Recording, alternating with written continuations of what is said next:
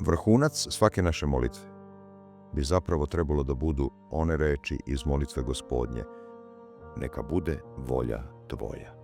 Jer mi ne znam kakvom molitvom ne možemo Gospoda prisiliti da bilo šta učini.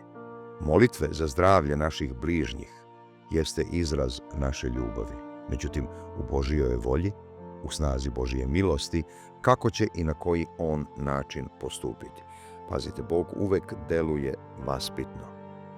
Nijedna molitva ne ostaje neuslišena. Nema neuslišene molitve. Međutim, Božiji odgovor je nekada i ne, ili ne još uvek, ne sada, ne u ovom momentu, ali i to je odgovor. Znači, nema neuslišene molitve.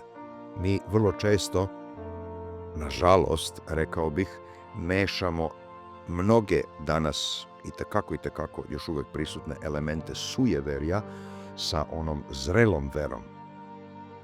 Zrela vera se oslanja na to da je sa Bogom sve moguće. Znači, čovjek koji ima veru, on veruje da je tada sve moguće. Upravo po mnogim onim rečima iz Svetoga pisma, u onim susretima gde se Gospod Isus Hristos susretao sa ljudima koji su se njemu obraćali za pomoć, kao na primjer onaj slučaj koji je opisan u Svetom evanđelju po Marku u 9. glavi, kada je otac doveo svoga sina, bolesnog, zavapio pred Gospoda da im Hristos pomogne i Hristos ga je upitao: da li veruješ da ja to mogu da učinim?